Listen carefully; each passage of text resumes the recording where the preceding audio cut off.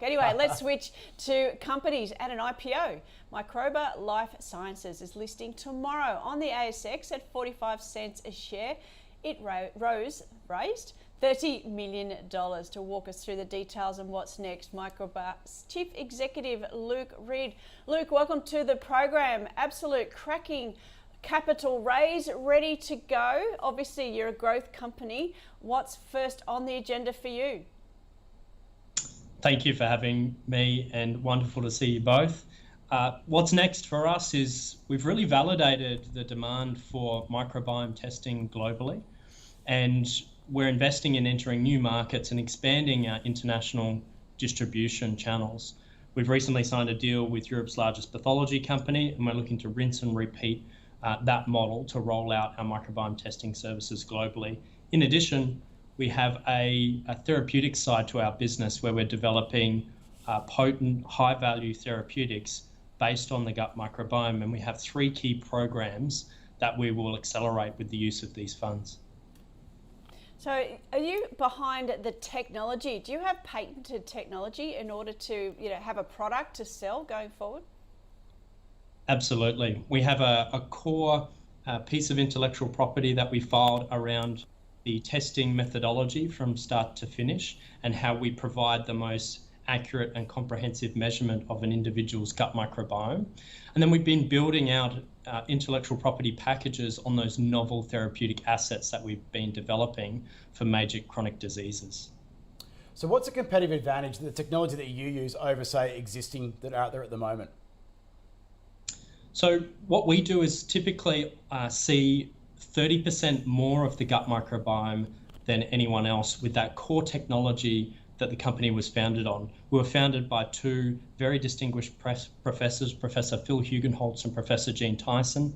They've been at the forefront of this field for over 15 years. They published the first paper in this sector on the use of this core technology that we use called metagenomics in the application to microbial communities. They have a background from Berkeley, MIT, the Joint Genome Institute, and ultimately set up a Centre for Excellence here in Australia at the University of Queensland, which is where they founded Microba and that core technology that we're built on. So we can measure the gut microbiome more accurately and comprehensively than anyone else, and we've validated that in peer-reviewed publications. So, Luke, to take a big step back for those not familiar with your company, is this part of diagnosis, health management? Where are you in terms of the life cycle of these biomes? So think about it in 2 key phases. So phase 1 is that we enable people to understand their gut microbiome and where it sits as we see with traditional pathology, those key markers with respect to healthy reference ranges. And we provide them with dietary and supplemental tools to be able to change and improve their gut health. The second phase is that we bring to market pointed diagnostics and therapeutics, of which we have 3 key programs. We have one in inflammatory bowel disease with a therapeutic progressing to a phase 1 clinical trial planned for the end of this year. We have a program in immuno-oncology, so improving cancer treatment through the gut microbiome. And then we have a final one, which is in partnership with a New York Stock Exchange listed company called Ginkgo Bioworks to address 3 key autoimmune conditions. So 2 phases, we deliver gut microbiome testing now and the best tools that we have to modify that to improve health and impact disease.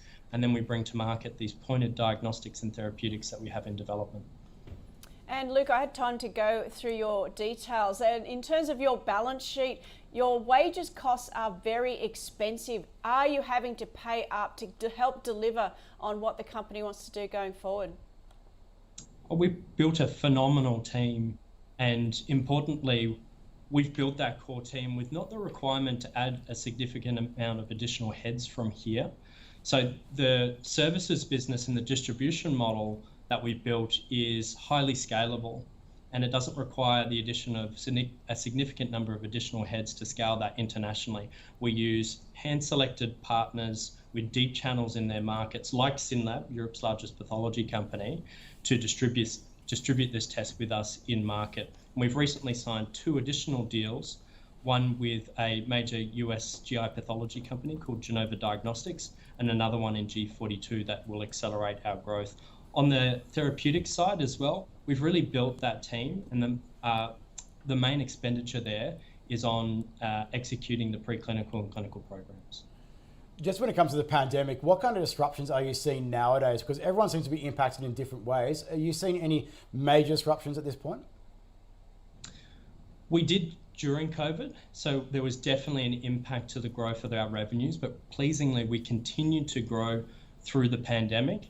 And now coming out of that, we have two major distribution partners that we recently signed in the US and Middle East that I just mentioned, which are going to accelerate the growth of that testing business. But we also have a growing pipeline of new distribution partners coming out of the pandemic. So there's a lot of pathology companies and testing companies that are now looking to invest in innovative new tests to add into their test portfolio, and many of them are looking to the gut microbiome and looking to Microba as the world leader in measuring the human gut microbiome.